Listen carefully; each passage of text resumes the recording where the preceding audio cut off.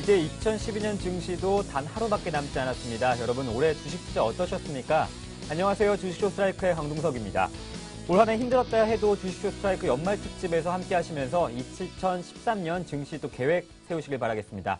방송을 보시다가 궁금한 점 있으시면 언제든지 연락 주십시오. 02-3153-2631, 013-3366-0110번 무료 문자입니다. 그럼 오늘의 전문가님 소개해드리겠습니다. 김용준 전문가님과 함께합니다. 안녕하십니까? 네, 안녕하세요. 네, 주식쇼 스트라이크에서 김용준 전문가님 처음 뵙는데요. 시청자 네. 여러분께 간단한 인사 한마디 부탁드릴게요. 네, 오늘 처음 인사를 드리고요. 제 이름은 이제 김용준입니다. 앞으로 이제 많은 활약을 좀 할 거고요. 그리고 이제 2012년은 끝났으니까 2013년도에 여러분들 주식 투자하는데 도움이 될 수 있도록 최선을 다해서 노력을 하도록 하겠습니다. 예, 감사합니다.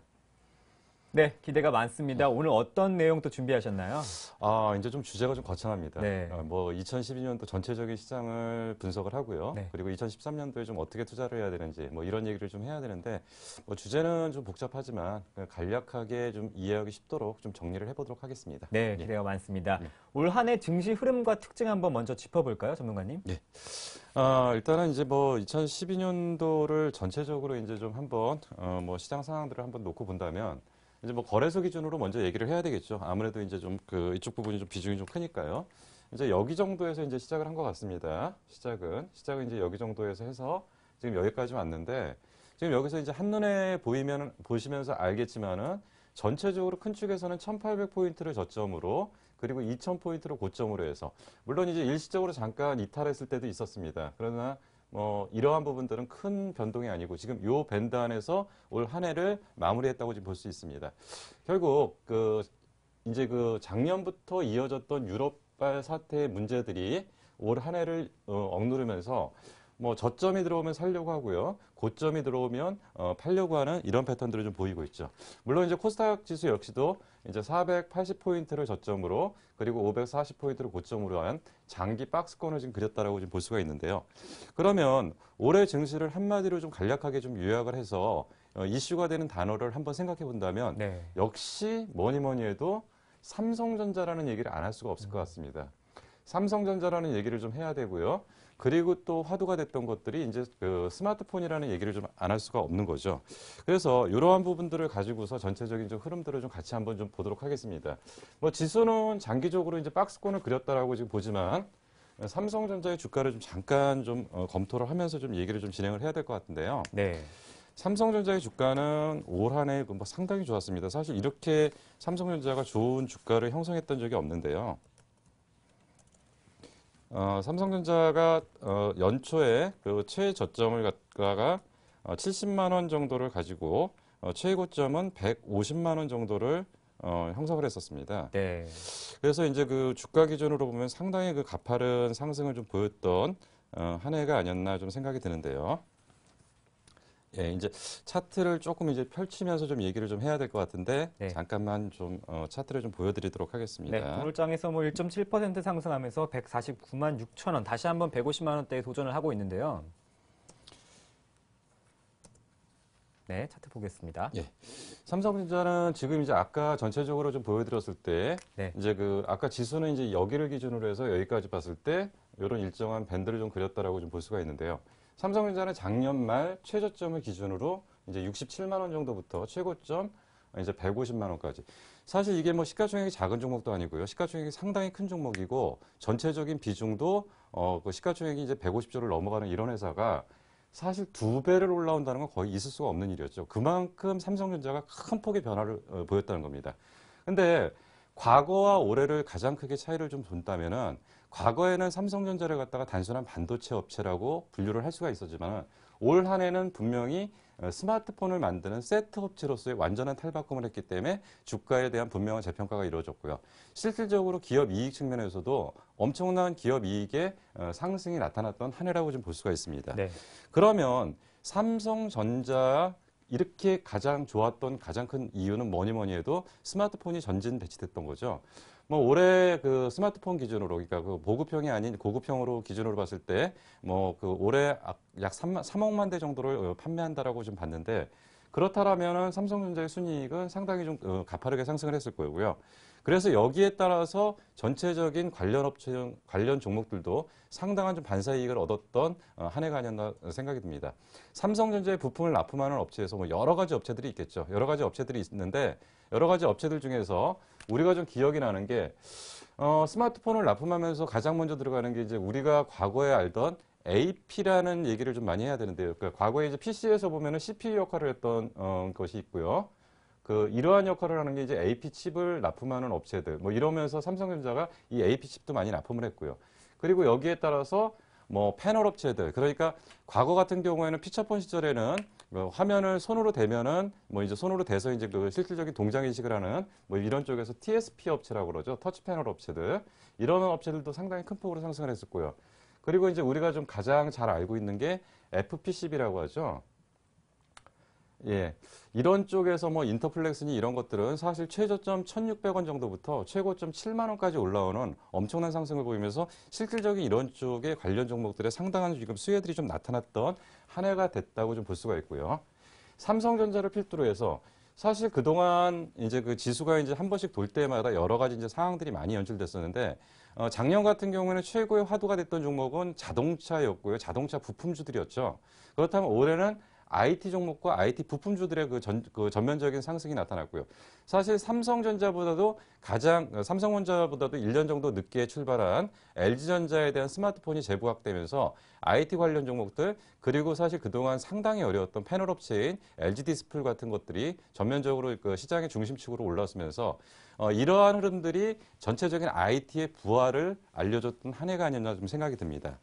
그러면 IT의 부활 만큼이나 또 시장에서 좀 화두가 됐던 부분들이 결국은 코스닥 시장을 얘기를 안 할 수가 없는데요. 네. 코스닥 시장 같은 경우는 상당히 또 그 초반까지는 좀 어려웠던 한 해였었습니다. 상당히 어려웠던 한 해였지만 코스닥 업종이 전체적으로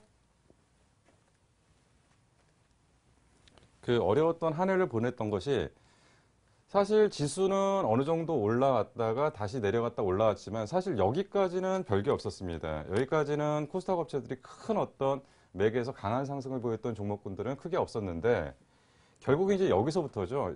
그러니까 한 번 올라갔다 내려오면서 여기서부터 여기까지 올라올 때 엄청난 코스닥 종목들의 광풍이 불었죠. 혹시 사회자님은 이때 어떤 종목들이 많이 올라왔는지 생각이 나시나요? 뭐 게임도 많이 올라왔고요. 예, 예. 또 모바일 엔터주도 많이 예. 올라왔고요. 예. 뭐 그래서 카지노도 이제 많이 올라왔죠. 예, 그래서 네. 이때 신종호가 하나 생겼죠. 네. 바카라라고. 바카라. 예.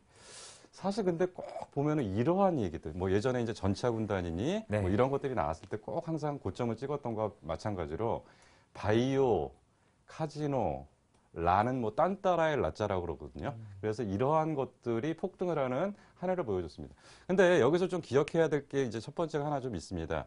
올해 전체적인 증시를 상승했을 때 앞부분에서 크게 상승했던 거를 이끌었던 것들 그리고 항상 보면은 지수가 강하게 올라올 때는 무엇이 따라 올라왔냐면 수급이라는 게 따라왔는데 특히나 외국인 수급이 강하게 따라왔다는 거죠. 그러면 외국인 수급의 근본 틀은 뭐였냐면 사실은 유럽에서 발생한 여러 가지 장기 대출 프로그램이 진행되면서 남는 잉여 자금들이 그 국내 증시로 물밀듯이 밀려 들어오면서 전체적인 지수 상승을 이끌었다라고 좀 볼 수가 있고요. 사실 삼성전자를 이끌었던 원동력도 물론 회사가 좋아서도 그렇지만은 외국인의 엄청난 유동성이 결국 어떠한 방향을 좀 찾아가면서 계속 좀 진행됐다고 볼 수가 있습니다. 그러면 이제 코스닥 얘기를 조금 해야 되죠. 네. 코스닥 얘기 이제 바카라라는 얘기들을 좀 많이 하는데요. 사실 여기서 이제 요번에 이제 또 직접적인 또 피해 사례들이 좀 많으셨을 겁니다. 사실 바이오 그러니까 검증 안 된 바이오들이 상당히 큰 폭으로 상승을 좀 했었습니다. 그러니까 여기서 여기까지 올라오는데 바이오들이 대부분 못 올라왔던 것들은 한 2배 정도, 그리고 많이 올라왔던 것들은 뭐 4배, 5배까지도 올라가는데 뭐 대표적으로 이제 오스템 임플란트 같은 경우는 회사 실적은 좋았지만 그동안 제대로 평가를 못 받았던 종목이었는데 11,000원부터 거의 3만 원을 넘기는 과정에서 고점을 찍고 밀려 내려오는 것들, 뭐 이런 것들이야 어느 정도 펀더멘탈을 유지하고 있기 때문에 시간이 지나면 다시 회복될 수 있다라고 좀 보이는데, 그렇지 못한 종목군들에 대한 바이오의 검증 안 된 바이오들이 기관의 투매를 통해서 최근에 또 상당히 좀 급락을 하고 있는 모습들. 뭐 오늘 이제 그 코스닥이 좀 강하게 반등을 해주긴 했었지만은 전체적으로 바이오 쪽에서는 이제 앞으로 또 선별 작업이 좀 진행될 것이고요. 물론 내년에도 코스닥을 바라보는 시각은 이쪽을 안 바라볼 수는 없습니다. 그러나 이제 조금 더 검토를 해서 좀 내용을 가지고 있는 쪽을 좀 봐야 될 거고요. 그리고 이제 카지노 쪽에서는 이제 대표적인 종목이 이제 파라다이스죠. 파라다이스 같은 경우는 뭐 사실 그 바닥에서 한 4천 원 정도에서 올라와가지고 한 2만 원 정도까지. 그래서 한때는 시가총액 거의 3위 정도까지도 올라오는 그런 엄청난 지금 시세 분출을 좀 했었던 거고요. 그리고 또 하나가 이제 올해 또 최고의 화두가 싸이 얘기를 안 할 수가 없는데 네. 싸이 열풍이 불면서 싸이의 소속사인 YG 엔터가 급등을 했고요. 네. 그리고 SM이라는 종목이 엔터주로서의 대장 자리를 꾸준하게 유지를 했었고요. 그리고 또 한 가지는 싸이 아버지가 운영한다는 DID라는 종목이 단지 그 아버지가 있다는 거 하나만으로도 뭐 주가가 바닥에서부터 한 뭐 4, 5배 정도 뜨는 엄청난 지금 상승을 좀 보였는데 그러면 앞으로의 코스닥 흐름들이 이렇게 이어질 거냐 뭐 이렇게 보기에는 조금 무리가 좀 있을 것 같고요. 그리고 이제 또 하나의 지금 후유증을 낳던 것들이 뭐냐면 코스닥에서는 어떤 종목들이냐면 이제 그 대선 관련주라고 분류됐던 인맥 관련주 그리고 정책 관련주. 뭐 정책의 방향이 확실하게 그쪽으로 간다라고 한다면 분명히 그쪽은 수혜를 입을 수는 있겠지만은 인맥 관련주라는 것은 좀 황당한 좀 얘기들이 좀 많았었죠. 단지 옆에 앉아서 사진을 같이 한 장 찍었다는 것 때문에 뭐 주식이 바닥에서부터 뭐 4배, 5배 올라오는 이런 상황들. 그리고 대표적인 피해 사례들이 미래산업이라는 종목 같은 경우는 뭐 주가가 거의 뭐 한 200원, 300원 정도 하던 종목이 뭐 최고점을 거의 2,000원까지 올라가면서 바닥에서부터 한 10배 정도 올랐는데 결국 그게 펀더멘탈이나 내용을 가지고서 올라왔다라면 그 가격을 유지하고 버텼겠죠. 근데 그러한 것들이 아닌 단순한 어떤 그 시세 분출 국면 이후에 후유증들이 엄청나게 나면서 결국 고점 대비 2,000원 대비로 지금 뭐 한 3, 400원 정도의 주가밖에 형성을 못하고 있기 때문에 거기에 따른 피해 사례들은 상당히 속출하고 있었을 겁니다. 그러니까 사실 그 계속 이제 그 어떤 그 자금을 어느 정도 일정 규모로 갖고서 투자하시는 분들은 항상 무슨 얘기를 하냐면 결국 코스닥은 안 된다라고 하고 자꾸 이제 거래소라는 얘기를 하는데 그것은 펀드멘탈을 근거로 하지 않는 막연한 어떤 투자에서의 어떤 후유증들에 나타나는 현상들이고 이것이 이제 뭐 제대로 된 종목을 찾아서 올라갈 때는 분명히 이제 코스닥 종목에서도 펀드멘탈을 가지고 있는 종목들이 상당히 많다라고. 그러니까 결국 이제 2012년도를 한 해를 다 지나놓고 보니까 거래소 시장 나름대로의 의미가 분명히 있었고요. 그리고 코스닥 시장도 분명히 나름대로 의미가 있었습니다. 그러나 코스닥 시장은 일부 종목에 대한 과열 조짐이 좀 나타나면서 거기에 대한 기관 투매 그리고 개인들의 엄청난 손실들이 확대되는 한 해가 좀 지났던 것 같고요.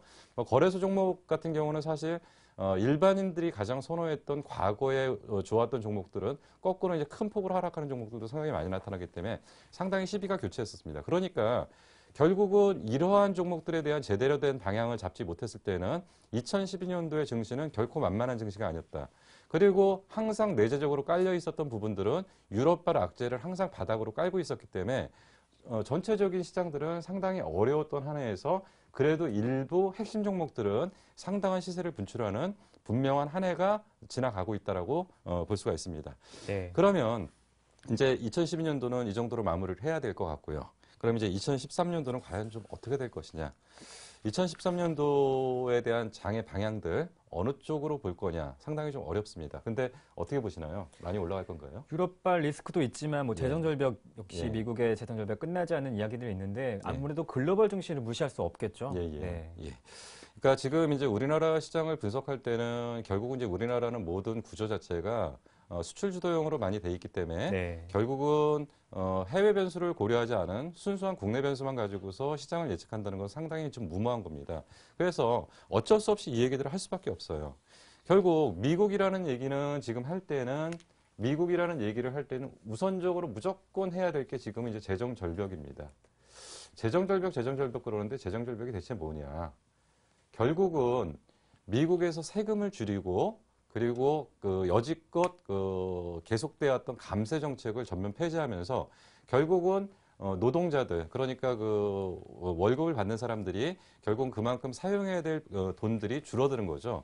결국 이러한 얘기는 어떤 얘기로 또 이어질 거냐면 결국은 미국에서 그만큼 사용할 수 있는 돈들이 줄어든다면 결국 소비가 위축될 거고요. 소비가 위축되면은 그만큼 경기가 악순환이 반복되고 뭐 이런 상황들이 반복되겠죠. 근데 미국이라는 나라는 단순히 하나의 나라로 분석하기보다는 전 세계를 묶어서 봐야 되는데 사실 미국이 지금까지 버텨왔던 가장 큰 이유는 뭐냐면 헬리콥터 밴이라고 얘기를 하죠. 엄청난 유동성 살포를 통해서 뭐 그 1차 양쪽 하나, 2차 양쪽 하나, 3차 양쪽 하나, 지금 뭐 4차 양쪽 하나가 진행됐는지 안 됐는지 아니면 3.5라는 얘기도 있고요. 뭐 여러 가지 얘기들이 있는데 결국 미국을 버텼던 가장 큰 근간은 결국 리먼 사태 이후 지속적으로 문제됐던 부분들을 미국에서 원천적으로 엄청난 유동성을 살포를 해서 막아왔던 겁니다. 근데 이제 와서 이제 미국이 유동성을 추가적으로 풀 수 있는 한계에 분명히 지금 도달을 한 거죠. 물론 어떤 형태로든지는 해결은 되긴 될 겁니다. 그리고 사실 지금까지는 모두 기대를 했던 게 연말 안에 이러한 부분들이 해결된다면 이건 뭐 큰 악재는 아니다.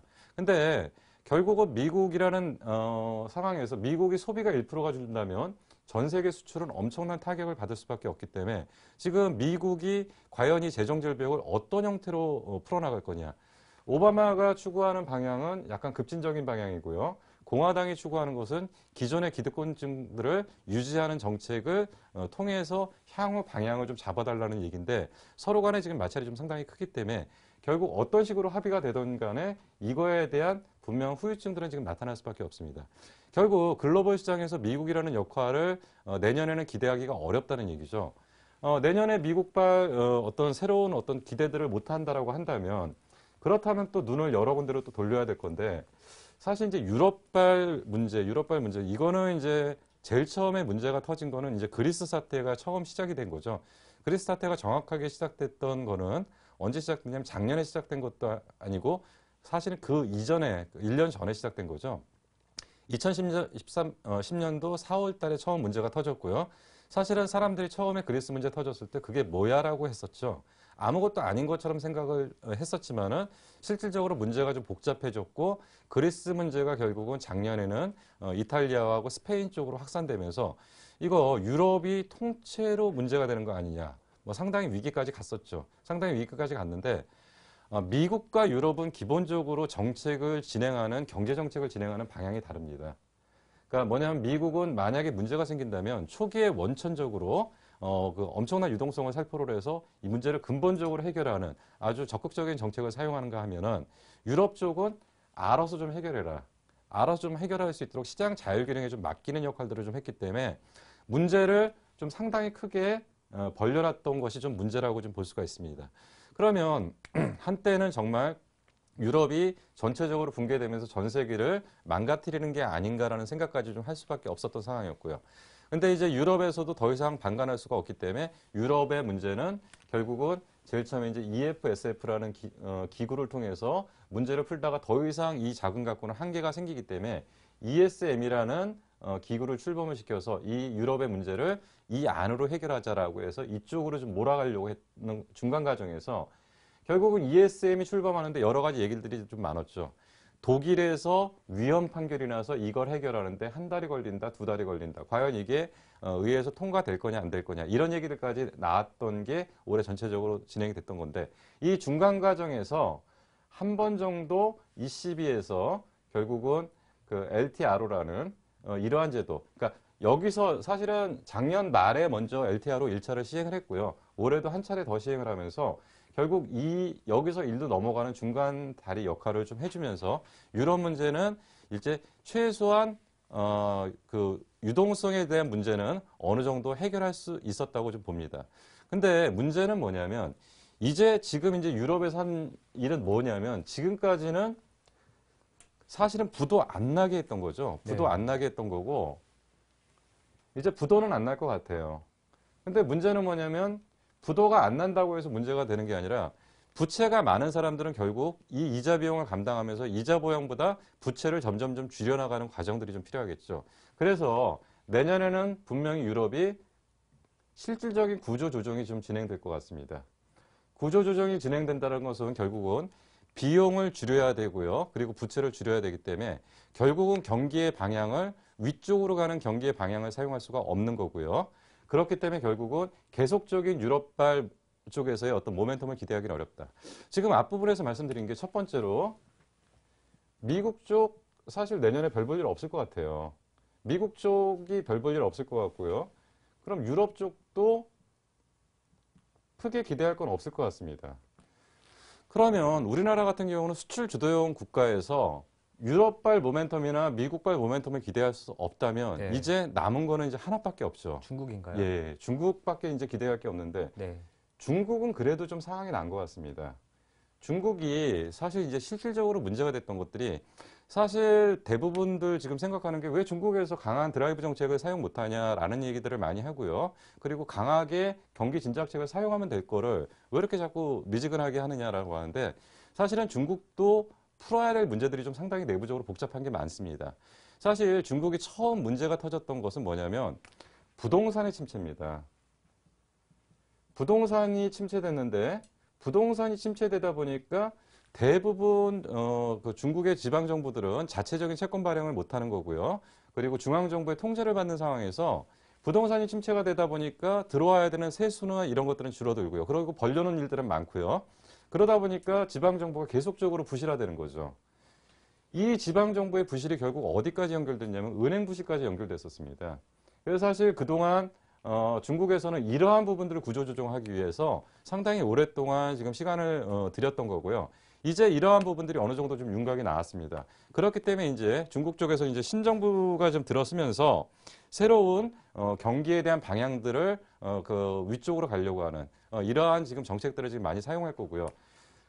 많은 부양책은 지금 나와 있습니다. 많은 부양책은 나와 있는데 실질적인 자금 집행이 그렇게 된 부분은 많지 않습니다. 그렇기 때문에 신정부가 들어서면서 여지껏 하겠다고 했던 모든 경기 부양 정책이 실질적으로 이제 진행될 가능성이 상당히 크다.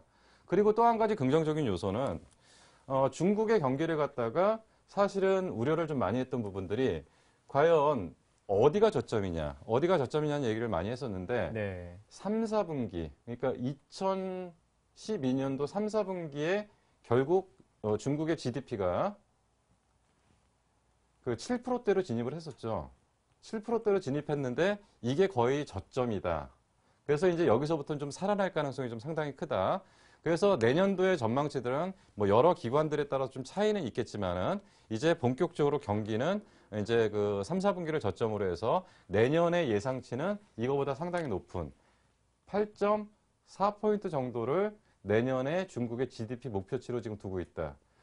거기다가 지금 많은 자금을 쏟아붓고 경기가 좀 살아나고 그럼 뭐 여러 각도에서 이제 아마 그 중국의 이제 경기 부양책들이 좀 사용될 건데 그렇다면 이제는 우리는 중국발 모멘텀을 이용한 내년에 여기에 관련된 종목들에 대한 분석을 좀 시작할 때가 지금 됐습니다. 그래서 과연 진짜 실질적인 수혜주가 무엇이냐? 지금 막연하게 분위기로만 형성하는 것이 아니라 실질적으로 여기 나가서 돈을 많이 벌어올 수 있는 업체들.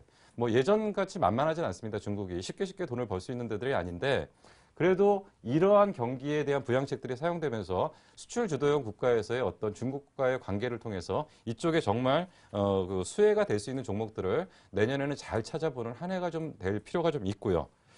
그래서 지금 이제 그나마 기대할 거는 글로벌 증시에서는 글로벌 시장에서는 지금 중국발 모멘텀만이 하나가 좀 기대가 된다라고 좀 볼 수가 있습니다. 그러면 우리나라 지금 내년 상황은 좀 어떠냐?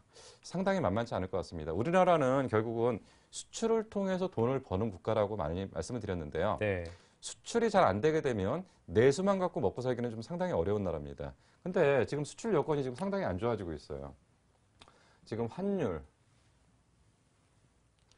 환율이 결국 원화 강세로 이어지는 거고요. 원화 강세라는 얘기는 거꾸로 뒤집어서 얘기하면 결국 해외에다 우리나라 물건을 팔 때 그만큼 가격이 높아지는 거죠. 그만큼 네. 가격이 높아지다 보니까 가격 경쟁력이 떨어지는 겁니다.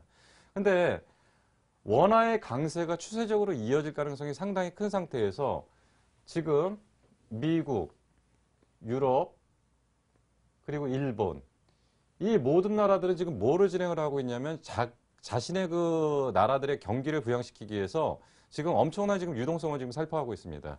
뭐 미국 같은 경우에는 지금 이제 경기 부양을 위해서 지금 현재까지 쏟아본 돈이 2조 5천억 불을 넘어가고요. 그리고 이제 유럽 같은 경우에도 지금 1조 유로를 지금 넘어가는 상황. 그리고 지금 날이면 날마다 일본에서 지금 유동성 살포하겠다고 지금 하고 있고요. 실질적으로 상당한 유동성을 지금 살포를 하고 있고요. 거기다가 지금 아베 정부가 다시 들어서면서 결국은 엔화에 대한 방향을 자국에 유리한 쪽으로 지금 몰아가고 있는 이러한 상황이기 때문에 우리나라의 환율 여건은 내년에 좀 상당히 안 좋을 것 같습니다. 뭐 여러 가지 추측 기관들이 좀 많이 나오는데요. 지금 아마도 그 상당히 큰 기업에서는 지금 내년 환율을 갖다가 1,050원 정도로 책정을 하는 것 같습니다. 근데 아마 이 밑으로 갈 가능성도 상당히 큰데요. 네. 결국 여기서 10원이 마이너스가 나면 현대 자동차 기준으로 1,000억 정도의 마이너스가 난다고 그러는데요. 이렇게 되기 때문에 사실 내년에 우리나라 수출 여건은 좀 상당히 안 좋을 가능성이 좀 있다라고 좀 볼 수가 있고요. 그리고 이제 또 이제 뭐 같은 맥락에서 얘기가 될 가능성이 있는데 사실 주력 종목들이 뭐냐면 IT, 그러니까 삼성전자에서 돈을 얼마나 벌어오느냐, 현대자동차에서 돈을 얼마나 벌어오느냐의 얘기를 해야 되는데 내년에는 이쪽의 성장성에 분명히 한계가 좀 노출될 가능성이 좀 상당히 큽니다. 지금 삼성전자에서도 내년에 뭐 일정한 어떤 성장성을 지금 얘기를 하고 있고요. 뭐 현대자동차도 지금 사업 계획서를 내면서 내년에도 일단 계속적으로 우호적인 영업 환경이 될 거라고 얘기를 하지만 가만히 생각해 보면 이제 삼성전자에서 전 세계에서 1년에 필요한 핸드폰 대수에서 지금 삼성이 차지하는 비중이 이미 세계 1위가 됐고요. 세계 1위가 된 상태에서 내년에 스마트폰 비중을 4억만 대 정도를 판다고 하는데 이제 남은 공간이 없습니다. 남은 공간이 없기 때문에 이제는 스마트폰에서 삼성전자에서 할 수 있는 유일한 길은 고급형이 아닌 보급형. 그러니까 조금 단가가 싸면서 일반인들이 쉽게 사용할 수 있는 거. 그러니까 뭐 아직까지는 경기 선진국 쪽이 아니라 약간 후진국 쪽에서의 지금 피처폰의 그 대처를 할 수 있는 스마트폰 보급형 정도가 아마 시장이 될 것 같고요. 지금 이 시장을 지금 노리고 있는 게 노키아의 3억대 정도를 팔고 있는 이 시장을 지금 집중적으로 공략하기 위해서 아마 삼성이 이쪽에 이제 전진 배치를 하는 것 같습니다. 근데 이 시장이 과연 내년에 뚫릴지 안 뚫릴지 잘 모르는 거죠. 그렇기 때문에 IT 쪽에서의 스마트폰을 중심으로 하는 성장성에는 분명히 내년에 의문이 제기될 가능성이 상당히 크다. 거기다가 자동차 역시도 일본의 엔화의 방향과 우리나라의 원화의 방향이 상충하기 때문에 결국 자동차 여건도 그렇게 만만하진 않을 것 같다. 결국 올해 정도로 유지해 준다면 긍정적이라고 볼 수가 있겠죠. 그렇다면 환율 여건 안 좋고요. 수출 여건 안 좋죠. 그러면 결국은 새롭게 부각할 어느 쪽인가를 좀 찾아내야 됩니다. 새롭게 부각할 쪽이 어느 쪽인가를 좀 찾아내야 되는데 네. 뒷부분에서 다시 한번 설명을 드릴 겁니다. 뒷부분에 대해서 이쪽은 다시 한번 설명을 드릴 건데 아마도 대안이 조선 플러스 건설이 되지 않을까. 좀 생뚱맞는 얘기 같죠. 건설주 다 안 좋다고 난리치는데 내년에 건설주가 좋을 것 같다. 조금 이상한 얘기죠. 근데 이제는 건설주도 내수주가 아닙니다. 예전에 아파트 짓던 건설회사는 못 버틸 거고요. 앞으로는 그 해양 플랜트 쪽 그리고 이제 그 여러 가지 이제 그 이런 쪽에 관련된 해외에서의 수주 모멘텀을 가지고 오는 건설주만이 살아남겠죠. 뭐 최근에 여러 가지 일들이 좀 많이 진행되고 있습니다. 건설 쪽에서도 뭐 이라크 쪽의 얘기라든지 여러 쪽에서의 어떤 수주 모멘텀이 조금씩 간헐적으로 나오는데 아직까지는 이런 것들이 확산되는 국면은 아닙니다. 또한 조선주가 올해 환경이 좀 상당히 안 좋았습니다. 조선주가 안 좋았던 게 이제 두 가지 이유였는데 첫 번째로는 뭐였냐면은 그 과거에 저가 수주를 했던 것들에 대한 물량들이 올해 본격적으로 밀려나가는 한 해이기 때문에 싸게 수주를 억지로 받아가지고 물건을 만들다 보니까 영업 마진이 좋지 않았던 거죠. 또 한 가지는 그 결제 방식이 좀 문제가 됐었습니다. 예전에는 5번에 걸쳐갖고 계약금 해서 20%, 20%씩 끊어서 결제를 해주는 방식이었다면 유럽 쪽의 대부분 선사들의 그 금융 환경들이 좋지 않았기 때문에 결국 이들이 했던 방식은 뭐냐면 초기에 계약금을 주고요. 그리고 중간에 한 번 주고 50% 이상의 대금을 선박을 인수할 때 받아가는. 그러다 보니까 결국 조선업종들은 전반적으로 자금 조달 비용들이 좀 많이 부각됐던 거죠. 근데 이러한 부분들이 전체적으로 해소되는 한 해가 될 가능성이 좀 상당히 크다라고 지금 볼 수가 있습니다. 그래서 지금 분명한 거는 그 역시 또 수출이라는 여건을 고려하지 않을 수가 없는 건데 네. 근데 우리가 지금 말씀드렸던 것처럼 앞부분에서의 IT나 자동차에 대한 내년의 기대를 좀 접어두고요. 말씀드린 것처럼 조선이라는 부분과 건설이라는 부분에 대한 어떤 새로운 수주 모멘텀을 가지고 향후 2013년도에 전체적인 흐름들이 좀 나타나야 되지 않을까 좀 생각이 듭니다. 그래서 이러한 부분들을 좀 염두에 두고 이러한 부분들을 좀 정리를 하면서 전체적인 업황들을 좀 바라봐야 될 거고요. 이제 지수 밴드를 한번 설정을 해봐야 될 것 같습니다. 지수 밴드를 한번 설정을 해봐야 되는데 분명히 올해 한 해를 억눌렀던 가장 큰 문제는 뭐냐면 유럽발 문제였습니다. 근데 유럽발 문제가 큰 축에서는 지금 스쳐 지나갔다라고 좀 볼 수가 있거든요. 그렇다고 하더라도 유럽발 모멘텀이 없어졌는데도 향후 상황이 많이 좋아질 거냐 그렇게 보기는 좀 어려울 것 같습니다. 그래서 내년에는 지수 밴드를 좀 올리긴 올려야 되겠죠. 네. 지수 밴드를 좀 올리긴 올려야 되는데 크게 올리긴 좀 어려울 것 같습니다. 그래서 올해 한 해를 아까 말씀드린 게 전체적으로 1800의 저점과 2000포인트의 고점이었다라고 한다면 내년에는 이 밴드가 조금은 좀 올라갈 가능성이 좀 상당히 큽니다. 그래서 지금 지수 밴드로 봤을 때는 요번에 저점을 찍었던 게 이제 1850 정도였고요. 그리고 지수 밴드를 좀 올려본다면 1900 정도의 저점을 한번 예상을 좀 해볼 수 있습니다. 그리고 지수가 가장 높이 갔을 때가 과연 얼마였냐. 뭐 그 부분을 한번 같이 봐야 되겠죠. 그래서 보니까 그 지수 밴드 기준으로 가장 높은 자리를 찍었던 것이 이제 이쪽에 이제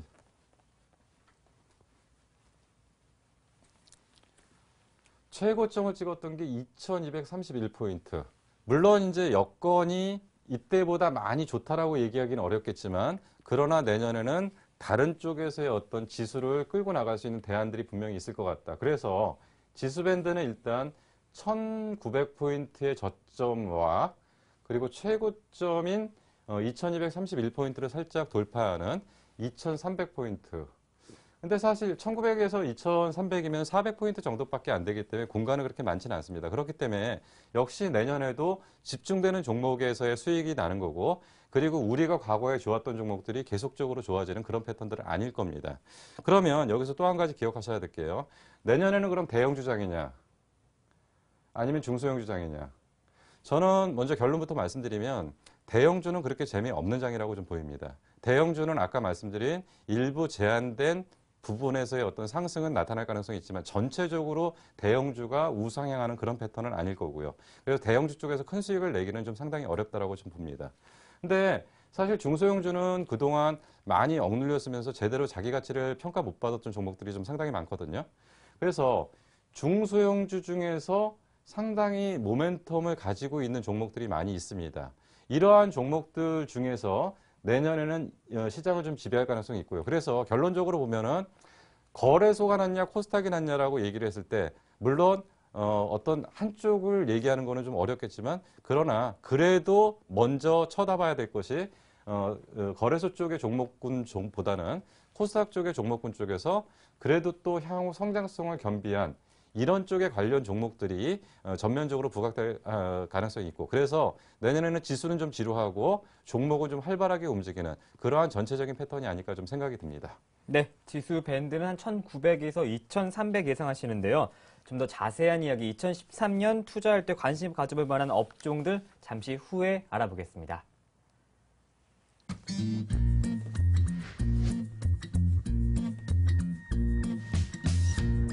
He's never been lonely.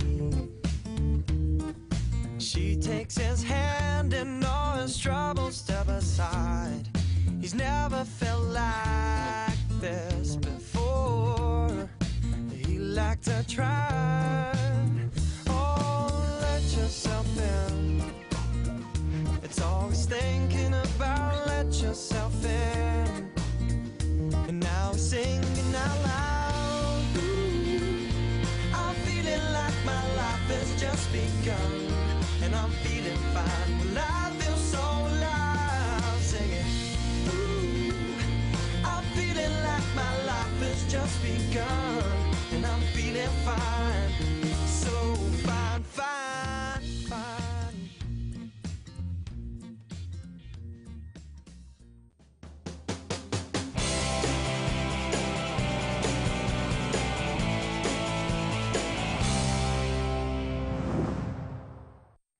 네, 그럼 끝으로 김용준 전문가님께 2013년 관심 업종과 또 투자 전략 함께 들어보겠습니다.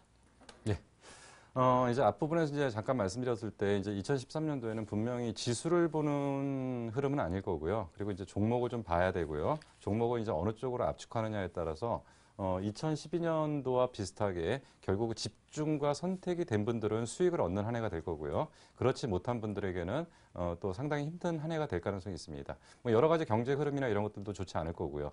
그런 상황에서 결국은 선별적으로 상승하는 종목들만 좀 상승을 하기 때문에 결국은 확실하게 분석을 하고 그리고 정확하게 내용을 아는 쪽에서 수익을 내셔야 되는 한 해가 될 걸로 일단 보입니다.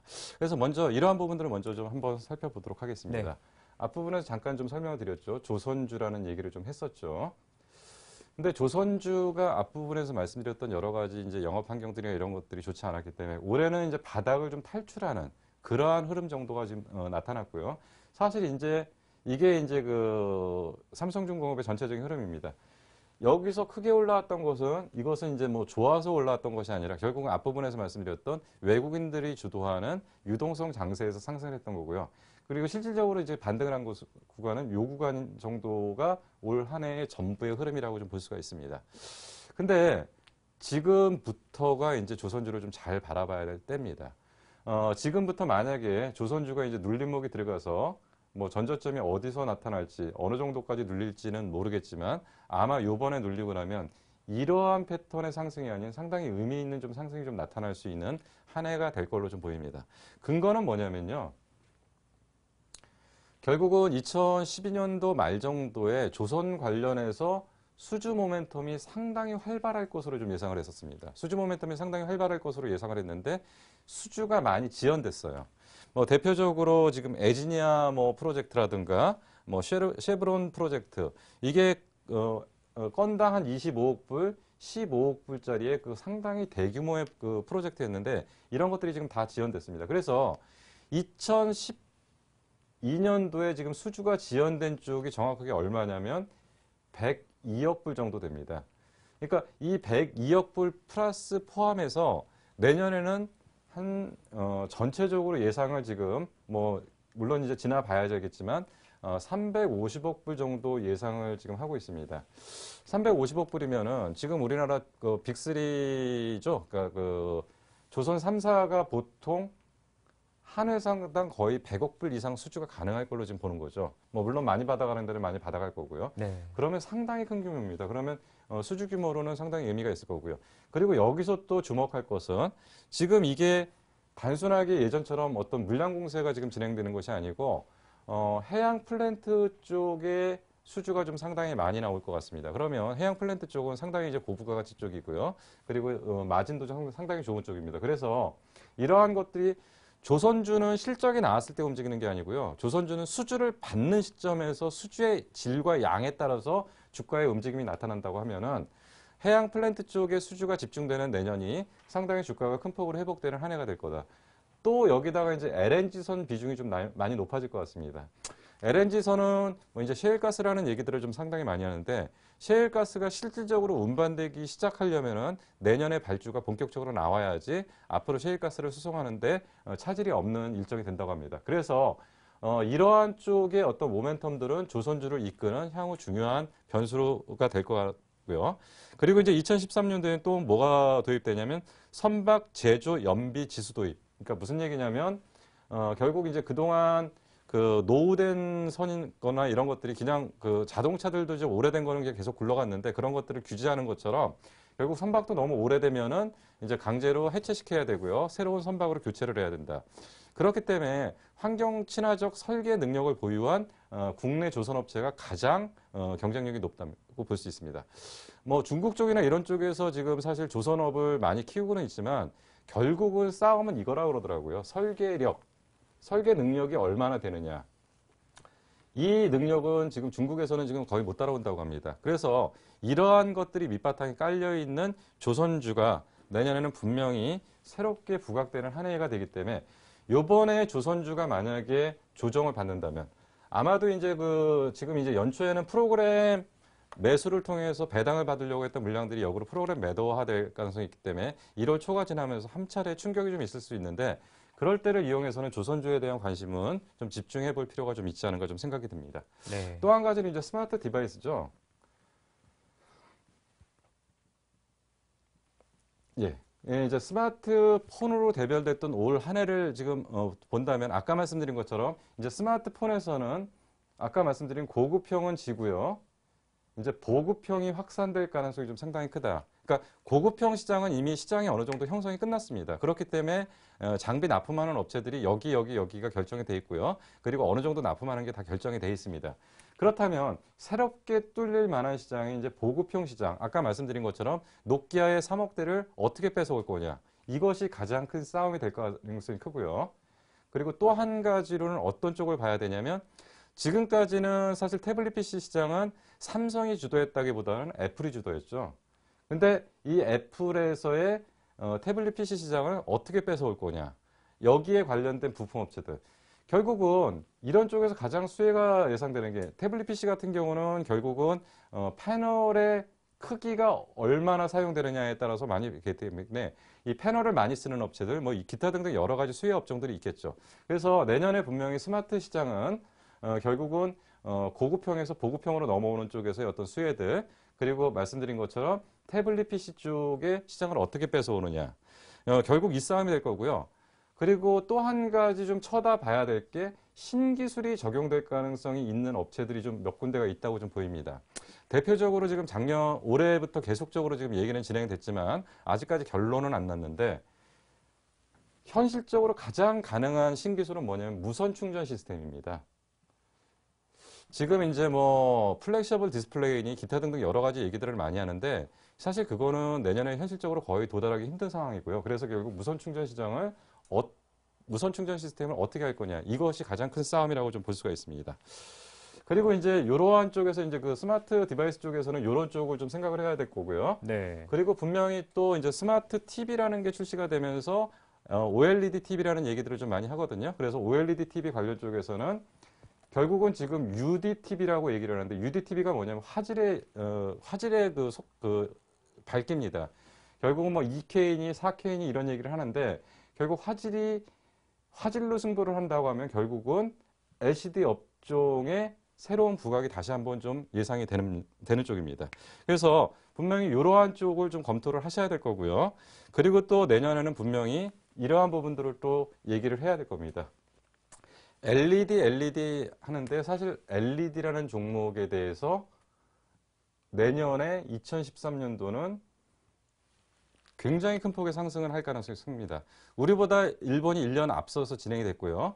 LED 관련 종목으로 일본 업체에서 이쪽에서 집중적으로 했던 업체가 거의 작년 한 해 동안 10배 정도 올라왔습니다. 10배 정도 올라왔다면 분명히 내년에는 우리나라도 LED가 전면적으로 부상할 가능성이 상당히 크다.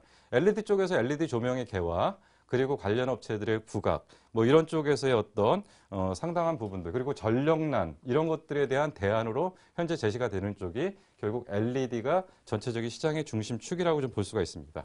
그리고 또 한 가지는 지금 이제 또 한 가지 좀 바라봐야 될 게 이제 2차 전지입니다. 네.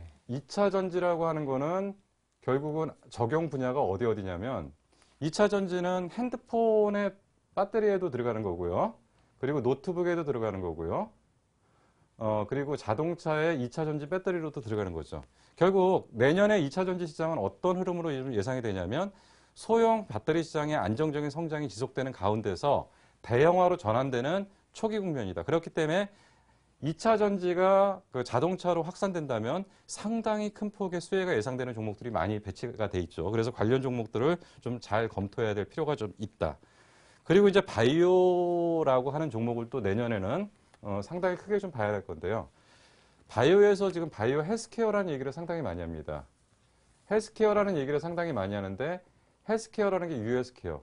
근데 아마도 지금 분명히 이게 US케어 원격 진료 법안이라는 거죠. 원격 진료 법안이라는 게 분명히 내년 7, 8월 정도에는 국회에 통과될 가능성이 상당히 크고요. 만약에 이렇게 되면은 이쪽이 본격적으로 개화하는 첫 해가 될 가능성이 좀 상당히 큽니다. 그래서 US케어 관련 종목에 대한 철저한 분석이 좀 필요한 한 해가 될 거고요. 그리고 또 한 가지는 이제 바이오 시밀러입니다. 지금 송도에 가면은 셀트리온 공장이 있고요. 삼성에서 지은 바이오 시밀러 공장이 있고요. 그리고 정부에서 운영하는 또 하나의 바이오 시밀러 공장이 있습니다. 그래서 송도는 지금 바이오 단지라고 지금 얘기를 하는데 이제 삼성에서 지금 바이오 공장을 완료한 상태에서 이제 한 가지 남은 게 뭐냐면 GMP 승인 절차, 그러니까 GMP 승인 절차가 있어야지만이 이 공장을 가동해서 물건을 만들 수가 있다고 합니다. 그래서 이 승인 절차가 떨어지고 나면은 본격적인 시장이 열릴 가능성이 좀 상당히 크다. 그래서 지금 바이오 쪽에서 지금 삼성을 필두로 한 바이오 시밀러 시장이 어떻게 형성될 거냐, 그리고 US케어 시장이 어떻게 형성될 거냐. 사실 지금 봤을 때 보통 바이오라고 얘기할 때는 신약을 만드는 걸로 생각을 하는데, 신약을 만들려고 하면 최소한 15년에서 20년 정도가 소요가 됩니다. 빠르면 7, 8년에도 되지만, 근데 바이오 시밀러 같은 경우는 이게 진행되는데 3, 4년이면 가능하거든요. 그렇기 때문에 마진율도 상당히 높고요. 상당히 고부가치 쪽이고, 그래서 바이오 시밀러 쪽이 먼저 부각될 가능성이 있고, 그리고 US케어 쪽이 먼저 부각될 가능성이 상당히 큽니다. 다시 한번 정리해 드리겠습니다. 네. 지금 2013년도는 분명하게 말씀드릴 때 대형주가 재밌는 장이보다는 그동안 모멘텀을 못 받았던 중소형주의 개화기, 그리고 지수가 좀 지루한 패턴을 보일 때 이러한 쪽에 관련된 종목들이 움직일 가능성이 있다. 그래서 대형주 쪽에서 한 맥을 한번 짚어본다면 해외 수주 모멘텀이 기대되는 조선 쪽을 한번 바라보자. 조선 쪽을 한번 바라보고요. 그리고 나머지 강론으로 좀 들어가서 좀 하나하나씩 좀 따져본다면 분명한 거는 아까 말씀드린 스마트 디바이스 쪽에서는 약간의 어떤 틈새 시장을 공략하는 관련 종목이 부각될 가능성이 크다. 두 번째로는 LED는 분명히 내년에 확실하게 개화할 가능성이 상당히 크기 때문에 LED 쪽에서의 최고 수혜 종목이 무엇이냐를 찾아야 된다. 그리고 또 한 가지는 2차 전지 시장이 이제 본격적으로 시작되기 때문에 2차 전지 시장도 잘 봐야 되고, 거기에서 실질적인 완성업체들이 아닌 소재업체들, 그러니까 우리가 보통 2차 전지라고 알고 있는 거는 삼성 SDI니 LG화학이니 뭐 현대 모비스의 배터리 팩을 만드는 업체나 이런 쪽을 보는데, 사실은 그쪽에 소재를 납품하는 업체들에 대한 부분들이 상당히 크게 부각될 가능성이 있다. 그리고 바이오 쪽에서는 US케어 법안 통과와 관련해서 이쪽이 전면적으로 부상하고 이쪽이 크게 개화하는 때가 될 거다. 그리고 삼성을 중심으로 한 바이오 시밀러 시장이 본격적으로 가동되면서 여기에 대한 관련 종목의 상승이 시작될 거다. 이래서 이러한 쪽에 좀 집중해서 종목을 잘 검토하신다면 내년에는 좀 상당히 큰 수익을 낼 수 있는 한 해가 될 걸로 판단이 됩니다. 네, 2013년 기대되는 분야 5가지 업종까지 살펴봤습니다. 김용준 전문가님 강의 잘 들었습니다. 고맙습니다. 네, 감사합니다. 네, 12월 27일 주식쇼 스트라이크였습니다. 내일은 2012년 마지막 거래일입니다. 박준현 차장과 함께합니다. 많은 기대해 주시고요. 편안한 밤 보내십시오. 내일 뵙겠습니다. 고맙습니다.